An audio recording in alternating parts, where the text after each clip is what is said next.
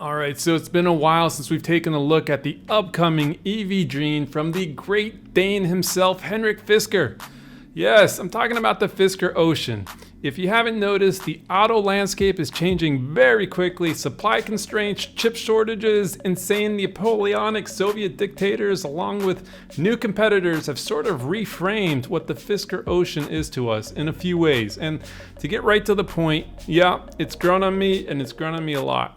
What's up, Motorheads, and welcome back to Gearbox Pizza. And if you hang with us for a bit, we're going to take a fresh look at the Fisker Ocean. So we've already taken a look in a much older video, and for those of you that may not have seen it, well, we were a little bit critical of this new fella.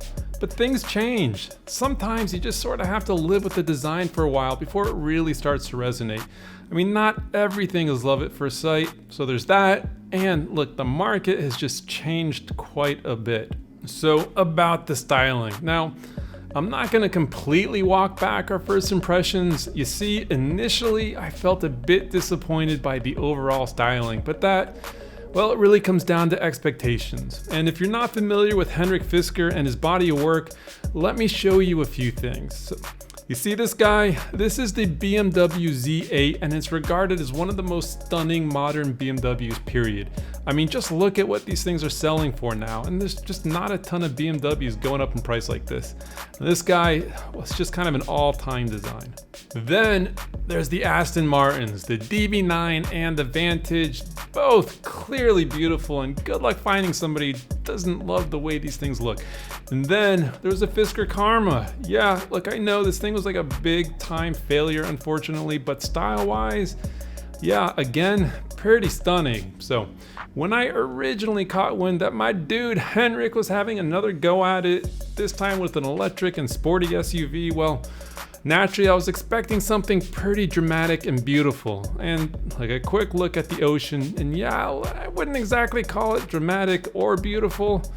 I mean, by all measures, it's pretty toned down, and initially I was big time disappointed, but boy, has it grown on me over the last 6 months. I mean, what once felt boring, well, now it just sort of feels simple and clean, and I just seem to be appreciating that much more these days for some reason.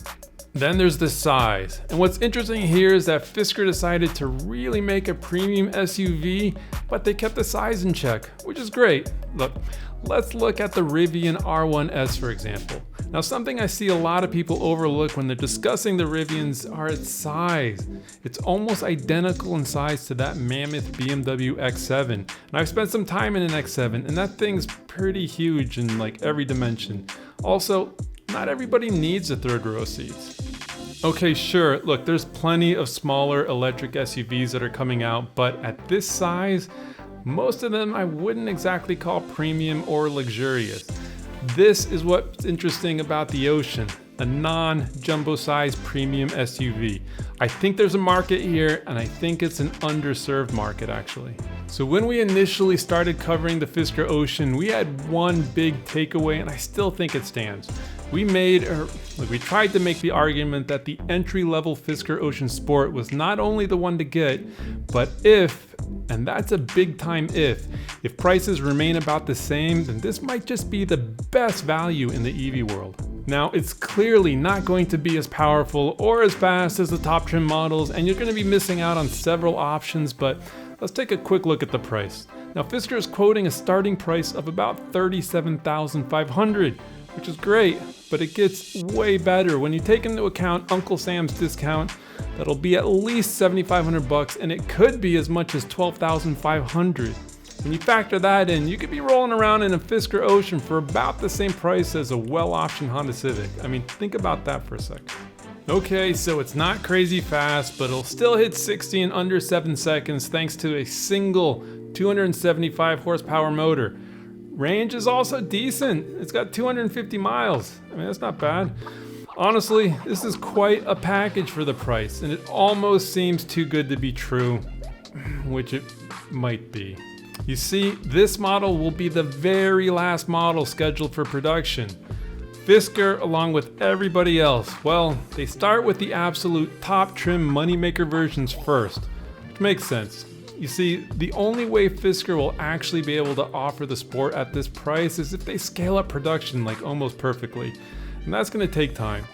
I guess what I'm trying to say is that I wouldn't expect the sport to even enter production until 2025, and that could easily slip to 2026 if not later.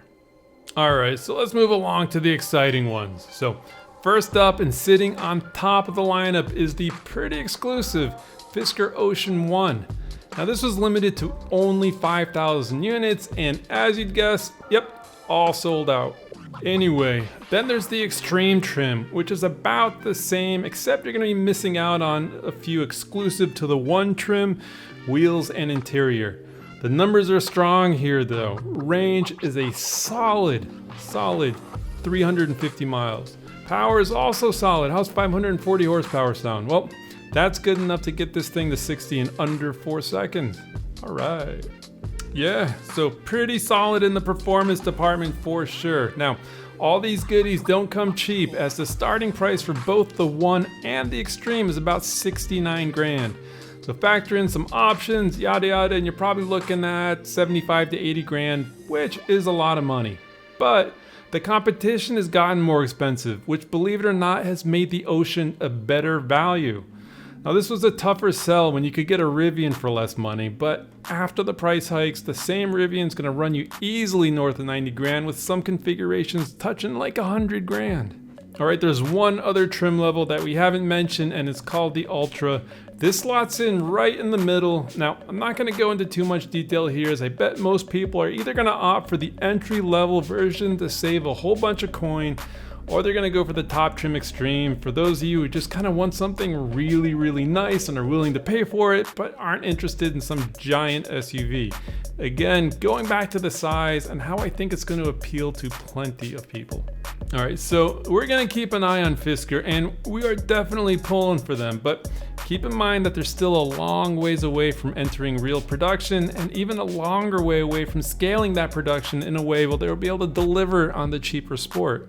All right, bottom line, yeah, the styling has grown on us a lot, and we think this should be a winner, assuming they can more or less stay on schedule, and if they can somehow resist the urge to start jacking up the price.